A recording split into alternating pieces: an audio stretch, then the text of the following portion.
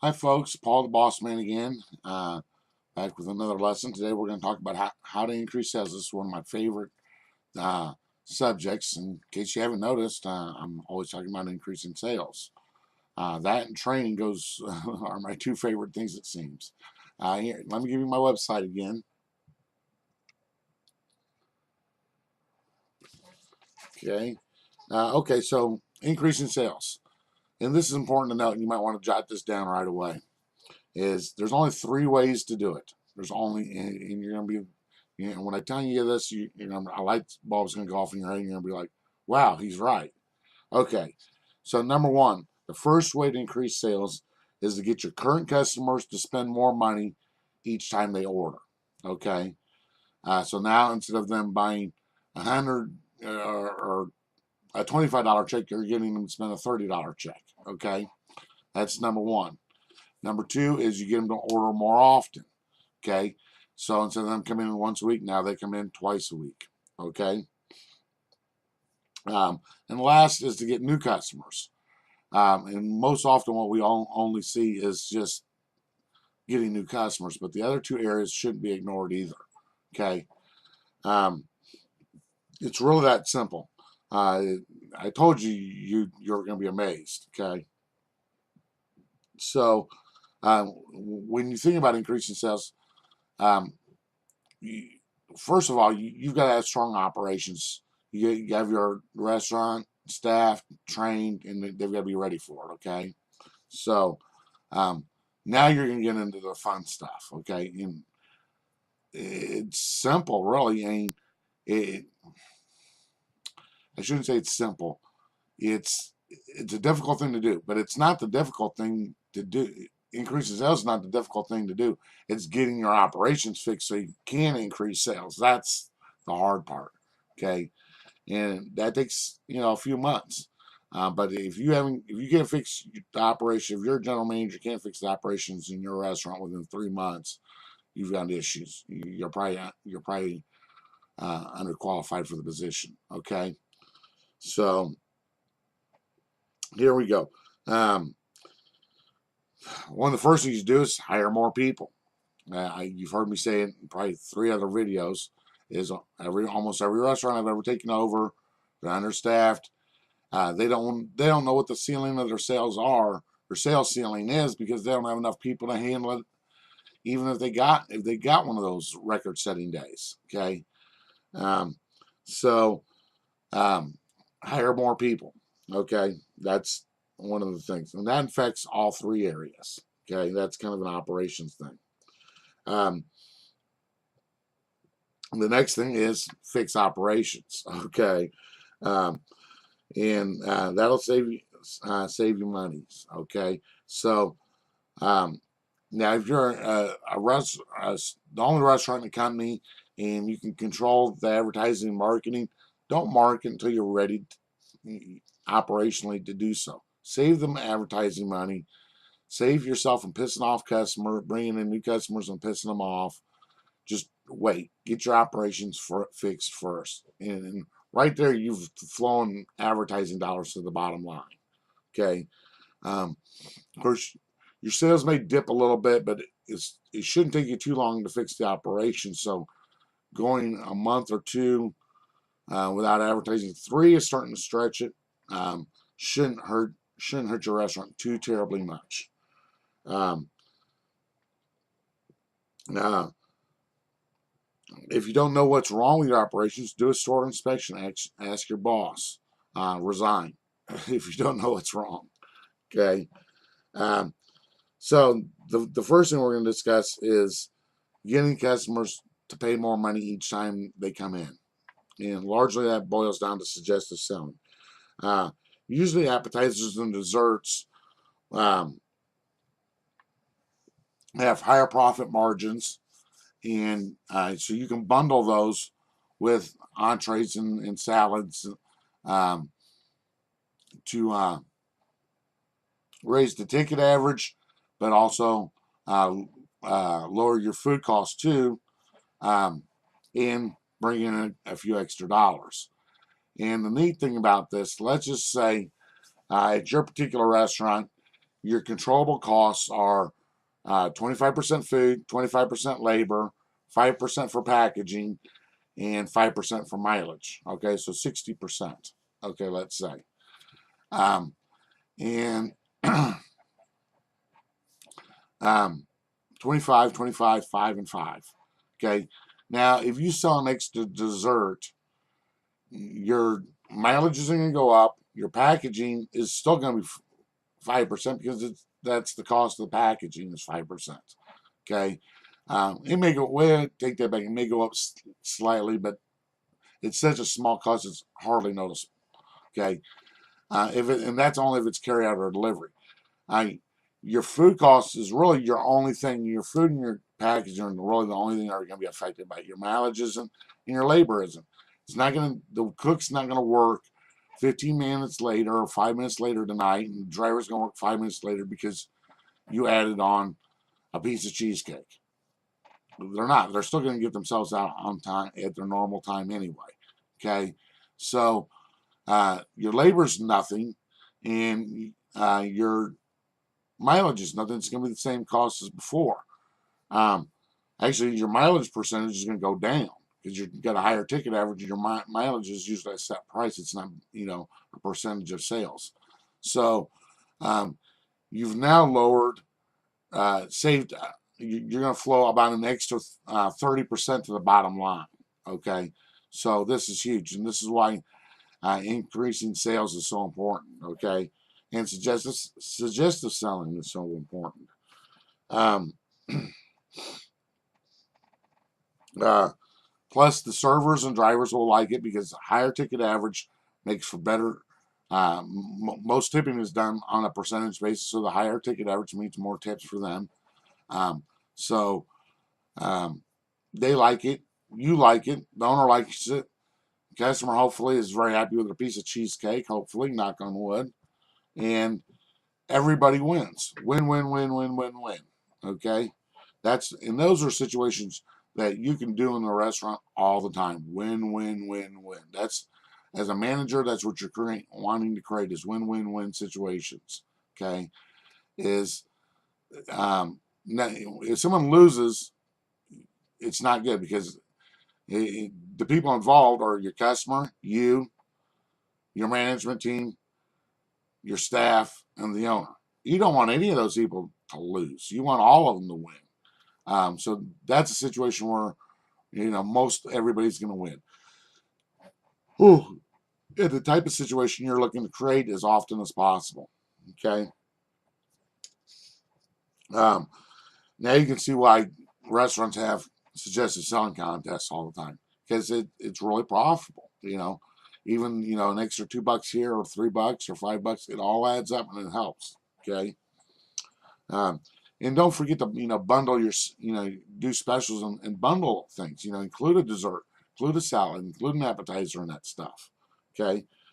Um, One area that is often forgot about is just plain raising prices. A 5% increase um, is very beneficial and sometimes needed. You have to be in tune with the quality of your product, how it's perceived. Now remember that what you think is your product, the quality of your product, and what the customer base thinks it is may be two different things, and probably is. Um, so you've got to be in tune with how you are perceived. And there's a number of websites nowadays you can go on and see, check your comment cards, but make sure your pricing is competitive. You don't have to be the cheapest, you don't have to be the most expensive, um, but you want to be competitive. I would never be the cheapest. I did that. I did that for 7 years at two pizza places I owned. I'll never do it again. And um, it's just really, really hard to make it work unless you're a large corporation where you're getting really great pricing. And when I say great pricing, that means better than your competitors. And then you still have to have a lot of volume. Yeah, you're better off making a quality product that people will talk about and come back. And that's word of mouth advertising is worth everything. Um, So, um, stick with quality. Okay. Um, the next is how do you get customers to order more often? Well, do you have enough equipment or seating? Okay. Um, if uh, if you need to add more cooking equipment, then add your equipment. Okay, so that you can produce more product, so you can get them to come back more often. Okay, can you expand your seating? Can you do outdoor seating? Is there vacant space next to your space? Can you run an early bird or a late night special? Get people to come and eat at times when the dining room's not full. And if your dining room's full, that's one of as if you're filling up your dining room every dinner rush or every day for lunch, that's a sign you can increase your sales. Your product's in demand. Um, and uh, you know, it's more that's saying people perceive you well, and that means there's more demand for your product. That means it's going to cost more to supply it. Um, doesn't cost you more; it's going to cost them more. Okay, but that's just laws of business, basic laws of business, and that's the way it works. Um, they're paying because you are running and doing something right, and you should be able to increase your prices a little bit higher because you've got a better product, you've got better service, and you're taking care of your customers. So why not take advantage of that? Um, so um, and you say, well, I don't want to screw over my customers. If you're an owner sitting there, and I like my prices, and I want to keep them low for my customers. You know, I understand that. Then give profits back, because there's going to come a time in the future when you may not be able to do that. Times change and things go out of fashion. There's a donut shop here in Indianapolis. They're lined out the door every day. Hot, fresh donuts. They're lined up out the door every day. And, I sit there and say, you guys are killing yourselves. I think the owners work a ton of hours, you know, to run this really busy donut shop. And I'm like, you're killing yourselves. I'm sitting there thinking, you guys are probably going to die of a heart attack, and one of you is going to go down, and the business is going to get hurt. And unless you're really socking money away and you're just making so much that it just doesn't matter, which you're not on one donut shop, believe me. Um, you're hurting yourself by make yourself work a little bit less, make less donuts and charge more for them, and just have the restaurant filled up, and everybody will like their job a little bit better. And you can use those extra profits to help the community in some way, help your customers in some way, give them something back. Okay, which will create even a stronger loyalty among the customers that you have. So, um, but to, I mean, if you're just lined up out the door every day, increase your prices. There's a demand for your product. Okay. Um, Also use a frequency card program where every fifth order gets $5 off. Run daily specials promoting uh, different products each day, so they can try different products at a cheaper cost, so they can experiment and try that, and then maybe they'll say, "Oh, geez, I really like their hamburgers and their fried chicken. So on Mondays we're gonna get hamburgers. On Fridays we're gonna get fried chicken."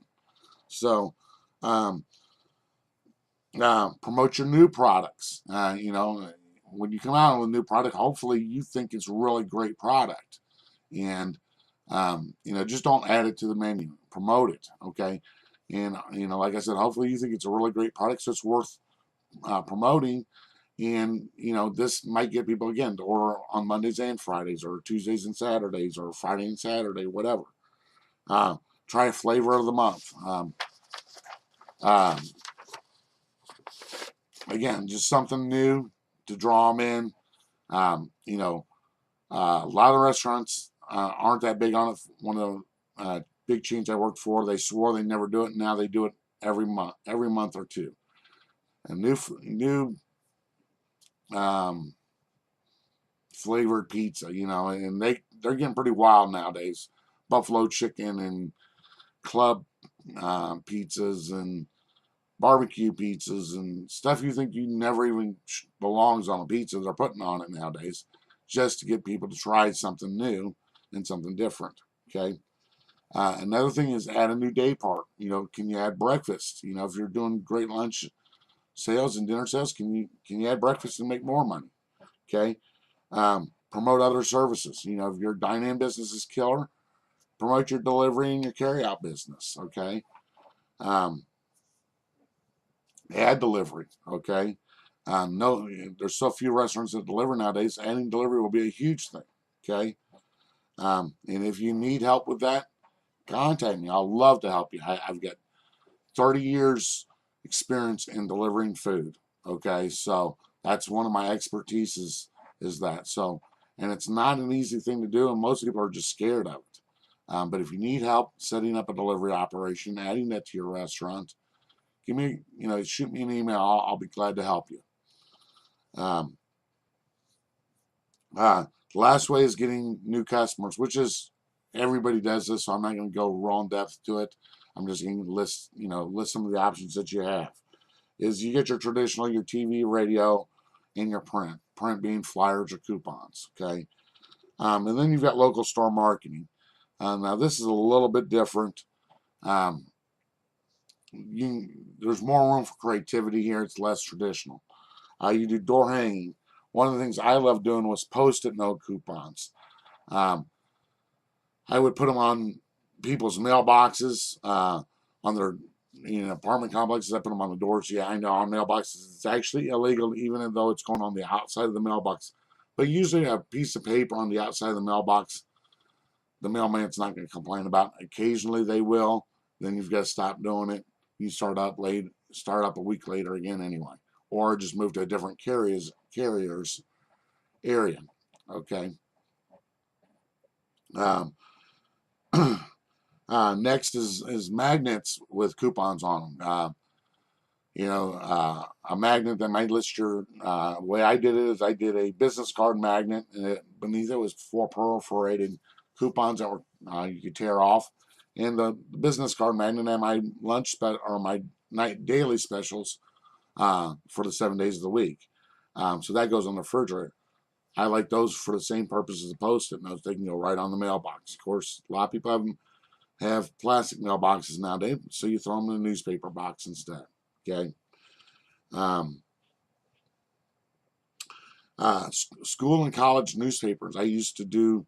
I targeted students, and it's a great way to target the students. Insert a flyer or run an ad with them. And the thing is great about those is the quantities you're going to do usually are not that great, so you can get a printer to do those for you and trade out your product for that printing. The last is office buildings. Go to the offices and talk to business people and stuff like that. So anyway, that's it for how to increase sales. Please check out my website again. Thank you and have a great day.